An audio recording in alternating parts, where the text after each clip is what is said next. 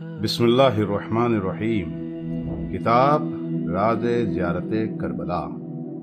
ये किताब मरजे आला जहान तशय्यो आयतुल्लाह अल-उज़्मा हाज सैयद सादिक हुसैनी शिराज़ी दामदल्लहु से ज़ियारत इमाम हुसैन के मुताल्लिक़ किए गए सवालात के जवाबात पर मुश्तमिल है।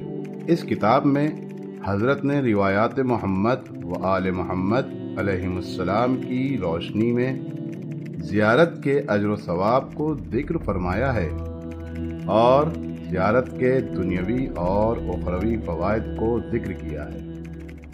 इसके अलावा सरज़मीन करबला के फ़ज़ाइल, दरियाए फ़ुरात की फ़जीलत और ज़ाहिर इमाम हुसैन अलैहिस्सलाम का मकाम व मर्तबा भी बयान किया है।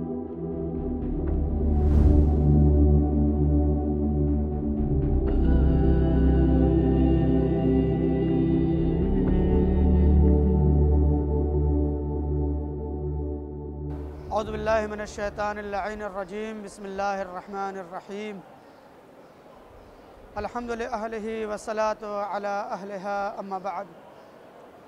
मन ज़ारल हुसैन आरिफन बिहक़्क़िही कान कमन ज़ारल्लाह फ़ी अर्शिह। हाज़िरीन व सामीन किराम, वाक़े करबला और सरज़मीन करबला रिवायतों का अगर आप मुताला करें, जैसा कि बाज़ रिवायतों की किताबें हैं, मसलन उन्हीं में से बहुत सी आदाब ज़ियारत के ऊपर किताबें लिखी गई हैं। मसलन मफ़ातुल जनान वग़ैरह का अगर हम मुताला करें तो वहाँ कहीं न कहीं बहुत सारी ऐसी फ़जीलतें या बहुत सारी ऐसी रिवायतें आपको नज़र आएंगी कि उनको पढ़ने के बाद ऐसा महसूस होता है कि जैसे इंसान के ऊपर इमाम हुसैन अलैहिस्सलातु वस्सलाम की ज़ियारत वाजिब है। यानी इतनी शिद्दत से ये रिवायतें वारिद हुई हैं, इतनी शिद्दत से किसी और मासूम के ज़ियारत के सिलसिले में रिवायत वारिद नहीं हुई है जितनी शिद्दत से इमाम हुसैन अलैहिस्सलातु वस्सलाम की ज़ियारत के बारे में वारिद हुई है। मासूमीन अलैहिमुस्सलातु वस्सलाम का फरमान है कि जिसने इमाम हुसैन अलैहिस्सलातु वस्सलाम की ज़ियारत की, उनके हक़ को पहचानते हुए गोया उसने अल्लाह की ज़ियारत की। अर्श मुअल्ला पर उसने अल्लाह की ज़ियारत की। लिहाजा आप ये देखें कि आखिर क्यों इतना सवाब अल्लाह ने रखा है इमाम हुसैन अलैहिस्सलातु वस्सलाम की ज़ियारत में। आखिर इतना सवाब क्यों अल्लाह ने सैयदुल अहरार हज़रत अबा अब्दुल्लाह अल हुसैन अलैहिस्सलातु वस्सलाम की ज़ियारत में रखा है? क्यों, क्या वजह है? ये हमारे और आपकी सोच से बाला है जब तक कि मासूम हस्तियाँ हमारी मुसाइदत न फरमाएं। लिहाजा अक़लें ताज्जुब करने लगती हैं, मुतहय्यर हैं अक़लें कि आखिर इतना ज़्यादा सवाब क्यों है। हत्ता कि जय्यद उलमा के जहनों में ये बात आई कि अल्लाह तबारक व तआला ने इतना ज़्यादा सवाब क्यों रखा है कि सिर्फ़ एक सवाब हज व उम्रा, वो हज व उम्रा जो मकबूला है, पैगंबर की वो हज जो मकबूला है, पैगंबर का वो उम्रा जो मकबूला है, उन हज व उम्रा मकबूला का सवाब दर कर लेता है वो ज़ाहिर कि जिसने इमाम हुसैन अलैहिस्सलातु वस्सलाम के रोज़े की ज़ियारत की है। आखिर इतना ज़्यादा सवाब क्यों है? इसी शशोपंज में हमारे एक जय्यद और बुज़ुर्ग आलिम दीन अल्लामा हिल्ली, जिनका तशय्यो पर बड़ा ही एहसान है, उन्होंने जब ये क़ज़्द किया, ये मन्नत मानी कि 40 दिन तक कोई अमल अंजाम देंगे ताकि इमाम ज़मान अज्जलल्लाहु फ़रजहु शरीफ से मुलाकात हो, तो एक वक्त वो भी आया कि जब असनाए राह ये बात अब इसमें मुख्तलिफ हैं। कुछ कहते हैं मस्जिद सहला, या कुछ लोगों का नतीजा है कि नहीं वो करबला मोहल्ला जा रहे थे। गरज़ की वो जो भी हो, जब वो असनाए राह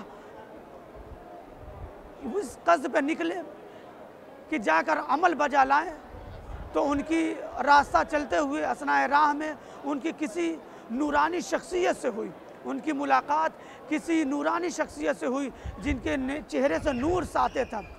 उस आलिम दीन के चेहरे से जब नूर साते होता हुआ देखा तो उस अल्लामा हिल्ली जो इतने बुज़ुर्ग आलिम दीन, उन्होंने फ़ौरन ही सोचा کہ کیوں نہ ہو، جب چہرے پہ اتنا بڑا نور ہے، اتنا زیادہ نور ہے، تو ضرور یہ کوئی پہنچی ہوئی شخصیت ہے۔ لہذا موقع کو غنیمت سمجھتے ہوئے انہوں نے سوچا کہ کیوں نہ کوئی سوال کر لیا جائے۔ عزیزو آپ غور کریں، یعنی موقع کا فائدہ کیا اٹھایا کہ اس عالم دین کو دیکھا کہ ہم سے بزرگ نظر آتا ہے، لہذا اختبار اور آزمائش کے لیے نہیں، بلکہ وہ مسئلہ جو آپ کے ذہنوں میں ایک مدت سے تھا، اس کے حل کے لیے انہوں نے سوچا کہ کیوں نہ یہ سوال ان کے سامنے پیش کر دیا جائے، شاید ہی کوئی یہ جواب دے دے، شاید قانع کنندہ کوئی جواب مل جائے۔ لہذا علامہ حلی نے جب اس نورانی شخصیت کو اپنے ہمراہ دیکھا تو فوراً ہی سوال کر لیا، یہ بتاؤ کہ آخر امام حسین علیہ السلام کی زیارت کا اتنا زیادہ ثواب کیوں ہے؟ متعدد سوالات کیے، لیکن شاہد مثال جو ہے اس پر ہم آتے ہیں اور اس کو ہم تبرکاً اور تیمناً ذکر کریں گے تاکہ ہماری بات واضح ہو جائے کہ آخر اتنا زیادہ ثواب کیوں ہے۔ جیسے ہی علامہ حلی نے سوال کیا تو اس نورانی شخصیت نے کہا، علامہ حلی یہ بتاؤ کہ فرض کرو ایک بادشاہ ہے، اس کی رعایا ہے، شان و شوکت ہے، سب کچھ موجود ہے، جاہ جلال ہے، ہیرے جواہرات ہے، عیش و عشرت کی زندگی بسر کر رہا ہے، گویا کہ اللہ کی دی ہوئی تمام نعمتیں اس کے پاس موجود ہیں۔ ایسے عالم میں وہ ایک مرتبہ لطف اندوزی کے لیے، شکار کے لیے اپنے محل سے نکلا اور اپنے حواریوں کے ساتھ، اپنے چاہنے والوں کے ساتھ شکار کرنے کے لیے نکلا۔ جیسے ہی جنگل میں پہنچا وہ اپنے ساتھیوں سے جدا ہو گیا۔ ساتھیوں سے جدا ہونا تھا کہ اب وہ راستہ بھی بھول گیا اور ساتھی بھی نہیں ہے، کرے تو کیا کرے؟ وہ حیران و سرگردہ ہے، پریشان ہے، کیسے محل تک پہنچے؟ اب وہاں پر پہنچنے کے بعد اب اسے پیاس کا غلبہ بھی اس پر طاری ہو رہا ہے اور اس پر گرسنگی بھی طاری ہو رہی ہے، تشنگی بھی طاری ہے، کرے تو کیا کرے؟ اسے معلوم ہے اگر ہم کسی طرح پہنچنے کی کوشش کریں گے اپنے محل تک تو ہم بھوکے اور پیاسے مر جائیں گے۔ لہذا ایک گھر ایسے میں نظر آیا۔ اب میں بات کو شارٹ کرتا ہوں، اس کو خلاصے کے طور پہ ذکر کرتا ہوں کہ دیکھیں اس عالم دین نے ذکر کیا، علامہ حلی سنو، اب وہ بادشاہ پہنچا اس جھوپڑی کے پاس جہاں سے ایک چراغ نکل رہا تھا، وہاں پہ پہنچا اور پہنچنے کے بعد کہا کہ میں بھوکا ہوں، مجھے کچھ کھانا کھلا دو، میں پیاسا ہوں، پانی پلا دو۔ اس کے پاس، اس گھر میں رہنے والے اس ضعیفہ کے پاس کچھ بھی نہیں تھا سوائے ایک بھیڑ کے، سوائے ایک بکری کے، لہذا اس نے وہی ذبح کر کے اس کو کھلا کر اس کی جان بچا دی۔ وآخر دعوانا ان الحمد للہ رب العالمین۔